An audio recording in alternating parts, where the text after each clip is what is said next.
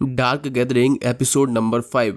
पिछले एपिसोड में हमने देखा था कि आई के साथ लगा हुआ सफेद कपड़ों वाला भूत यायोई के कमरे में रखी हुई बहुत सारी आत्माओं को मार देता है, जिसके बाद यायोई खुद से लड़ने के लिए भूत को चैलेंज करती है। अब हम जाते हैं आगे। इस एपिसोड में हम देखते हैं कि आई का सफेद कपड़ों वाला भूत यायोई के चैलेंज को एक्सेप्ट कर लेता है। हमें दिखाई देता है कि आई के चेहरे पर सफेद कपड़े वाला भूत का फेस दिखाई देता है। वो यायोई से कहता है, चलो देखते हैं तुम में कितनी दम है। मैं तुम्हारे बॉडी के कई सारे टुकड़े कर दूंगा। तुम्हें जितनी ताकत लगानी है सब लगा कर देख लो। तुम आई को मुझसे नहीं बचा सकती हो।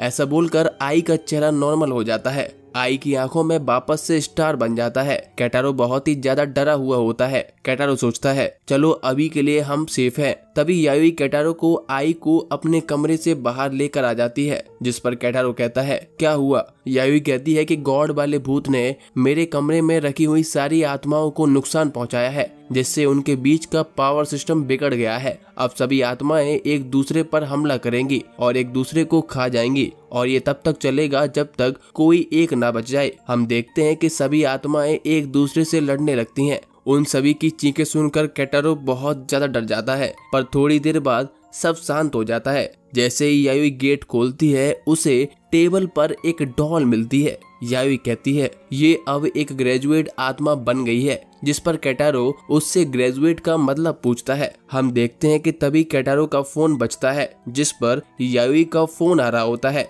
यायोई उसे फोन उठाने के लिए मना करती है और कहती है अगर तुमने फोन उठाया तो तुम्हारी मौत तुरंत हो जाएगी। आगे हम देखते हैं कि एको भी यायोई के कमरे की तरफ आती है और कहती है यायोई तुम मुझे फोन क्यों कर रही हो। जैसे ही केटारो एको को फोन न उठाने के लिए बोलने वाला होता है, तभी यायोई के कमरे का गेट बंद हो जाता है। केटारो गेट खोलने का ट्राई करता है पर गेट नहीं खुलता। बाहर खड़ी एको भी कंफ्यूज होती है कि उसे यायोई का फोन उठाना चाहिए या नहीं। एको गेट पर नॉक करती है और केटारो से पूछती है क्या तुम ठीक हो। हम देखते हैं कि तभी एको की आवाज बदल जाती है, जो केटारो से फोन उठाने के लिए कहती है।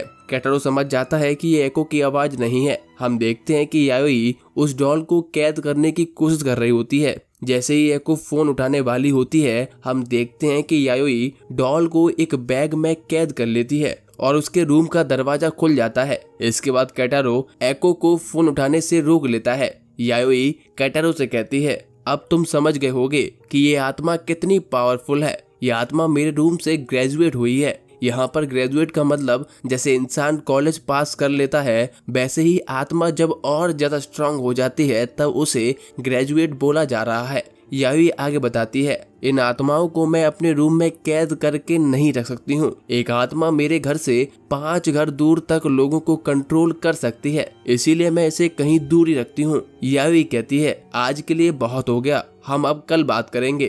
केटारो सोचता है आई के गॉड वाला भूत की वजह से यायोई की पकड़ी हुई बहुत सारी आत्मा डिस्ट्रॉय हो गई हैं, पर उसके बदले एक पावरफुल आत्मा का जन्म हुआ है जिसे हम ग्रेजुएट कह रहे हैं। इस आत्मा की हेल्प से हम एक नए रास्ते पर जाएंगे। अगले दिन सभी लोग आई के अपार्टमेंट में जाते हैं, जहां पर यायोई कुछ रस्सियां लगा देती है और सभी को एक एक स्टिकर दीवार पर चिपकाने को कहती है, जहां पर ब्रेन खाने वाले भूत को रखा होता है। यायोई बताती है इससे भूत केवल वही रास्ते से अंदर आएंगे जहां पर हमने स्टिकर लगाए हैं, और जैसे ही वो ब्रेन खाने वाले भूत की चीखें सुनेंगे वो उससे डर कर यहाँ से भाग जाएंगे। उसके बाद सभी लोग एको के घर जाते हैं और यायोई का रूम साफ करने लगते हैं। आई रूम के हालात को देखकर सभी लोगों से कहती है कहीं मैंने तो कुछ नहीं किया जिसकी वजह से ये सब हुआ है। जिस पर केटारो कहता है नहीं, हमने तुम्हें सोफे पर सुला दिया था, इसमें तुम्हारी कोई गलती नहीं है। आगे आई को याद आता है कि उसे अपने भाई की उठावनी में जाने के लिए उसे अपने गांव जाना है। उसके बाद सभी लोग आई को स्टेशन तक छोड़ने आते हैं, फिर वापस आकर रूम की सफाई करने लगते हैं। रूम की सफाई करते करते सभी की हालत पतली हो जाती है। यायोई केटारो को बताती है गॉड वाला भूत बहुत ही पावरफुल है, अगर वो चाहता तो हमें वो तुरंत ही मार सकता था, पर वो हमें सीधा नहीं मारेगा। मेरे पास अभी ऐसी कोई भी आत्मा नहीं है जो उसका सामना कर सके। पहले हमारा प्लान था कि हम आत्माओं को पकड़कर उनकी एक आर्मी बनाएंगे, उसके बाद उसकी हेल्प से मेरी मम्मी की आत्मा को छुड़ा लेंगे। हमने करीबन 100 से भी ज्यादा आत्मा इकट्ठी कर रखी थी।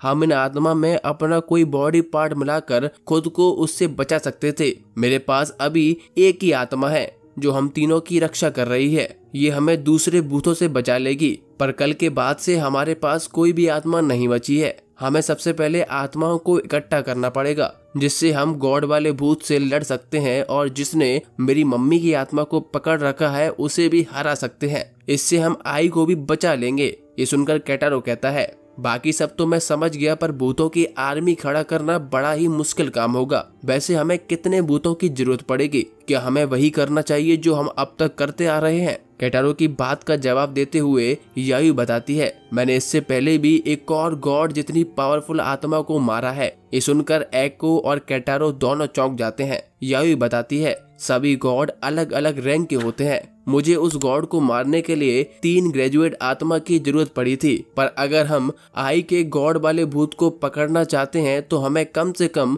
6 ग्रेजुएट आत्मा की जरूरत पड़ेगी। मेरे पास अभी तक केवल 3 ग्रेजुएट आत्मा है। इसके अलावा कल जो आत्मा ग्रेजुएट हुई है वो एक और आत्मा है। 1 महीने पहले मेरे पीछे 7 बुद्धा के स्टैचू वाले भूत पड़े थे। मैंने उन्हें आपस में लड़वा दिया, जिसके कारण एक और आत्मा ग्रेजुएट हो गई थी। ये बाकी सभी ग्रेजुएट से थोड़ी ज्यादा स्ट्रॉन्ग है। इन सभी को मिलाकर हमारे पास 5 ग्रेजुएट आत्मा है। हमें बस एक और आत्मा की जरूरत है। इसके लिए हमें अब पूरे जापान की भूतिया जगह पर जाना होगा और ज्यादा से ज्यादा भूत पकड़ने होंगे। इसके बाद याओई अपना लैपटॉप में सभी को टोक्यो का मैप दिखाती है और कहती है, मैंने टोक्यो की सभी भूतिया जगह की लोकेशन निकाल ली है और हर एक लोकेशन का खुद का एक थ्रेट लेबल अल्फाबेट ऑर्डर में दिया है। तभी केटारो को एक जगह दिखती है जिस पर थ्रेट लेबल अननोन लिखा होता है।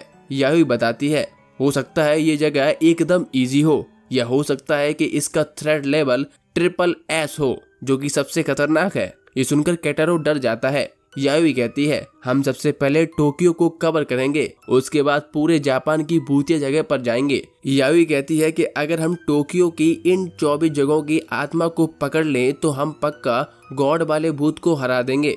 ये सुनकर केटारो थोड़ा डर जाता है, पर हिम्मत करते हुए याओई के प्लान को हाँ कह देता है। आगे केटारो कहता है, चलो सही है, हम सब एक जैसा ही सोच रहे हैं। वैसे टाइम बहुत हो गया है, अब हमें पढ़ाई कर लेनी चाहिए। ये सुनकर याओई मुंह बनाने लगती है। एको को भी याद आता है कि उसका असाइनमेंट अभी बचा हुआ है, जिसके लिए वो लाइब्रेरी चली जाती है। इसके बाद केटारो और याओई पढ़ाई करना चालू कर देते हैं। अगले सीन में जब केटारो और याओई पढ़ाई कर चुके होते हैं, तब याओई केटारो को उसे साइकिल पर घुमाने के लिए कहती है, जिस पर केटारो और याओई घूमने के लिए निकल जाते हैं। केटारो सोचता है, जब मैं आई को बचाने के लिए गया था तब जरूर याओई को मेरी साइकिल पर घूमना अच्छा लगा होगा, इसीलिए उसने मुझे आज साइकिल पर घुमाने के लिए बोला। केटारो आगे कहता है, हमने एक गॉड से पंगा लेकर खुद को मुश्किल में डाल लिया है। केटारो कहता है कि मैं थोड़ा डर गया था, पर कोई मेरे स्टूडेंट को परेशान करे मैं ये होने नहीं दे सकता हूँ। ये सुनकर याओई कहती है, मैं इतने टाइम से अपनी मम्मी की आत्मा को छुड़ाने के लिए अकेले ही लड़ रही थी, पर कल जब तुमने मेरा साथ दिया तो मुझे अच्छा लगा। याओई आगे सोचती है, केटारो पीछे नहीं देख रहा है, अब मुझे उसे ये बात कह देनी चाहिए। आगे याओई कहती है, केटारो, मैंने तुमसे पहले कहा था कि हम तुम्हें भूत के लिए एक चारे की तरह यूज करेंगे, पर तुम मुझसे कहीं ज्यादा हो। तुम मेरे लिए एक अच्छे पार्टनर हो। सभी चीजों के लिए तुम्हारा शुक्रिया। ये सुनकर केटारो खुश हो जाता है और याओई से कहता है, बताओ तुम्हें कहाँ चलना है, ये मेरी तरफ से तुम्हारे लिए एक ट्रीट है। जिस पर याओई केटारो को एक जगह जाने के लिए कहती है। आगे रात हो जाती है और केटारो भी साइकिल चला चला कर थक जाता है। केटारो के पूछने पर याओई बताती है, वो लोग एक भूतिया जगह पर जा रहे हैं। याओई आगे कहती है, ये जगह मैंने मैप में नहीं डाली थी क्योंकि मुझे यहाँ अकेले जाना था। ये जगह मेरी टोक्यो और जापान दोनों की लिस्ट में थी। हमारे आत्माओं का सिक्योरिटी सिस्टम टूट चुका है। अगर एको भी साथ में आती तो उसकी रक्षा मैं नहीं कर पाती, लेकिन एको आज घर से बाहर गई है तो ये मेरे लिए एक परफेक्ट अपॉर्चुनिटी थी। इसके अलावा मेरे नए ग्रेजुएट को मैं घर पर नहीं रख सकती थी। ये सब सुनकर केटारो और ज्यादा डर जाता है। केटारो कहता है, मुझे पक्का यकीन है कुछ भी अच्छा नहीं होने वाला। हम देखते हैं कि केटारो और याओई दोनों उस भूतिया जगह पर पहुंच जाते हैं। इस जगह का नाम कैसल एज के खंडर होता है और इसी के साथ ये एपिसोड खत्म हो जाता है।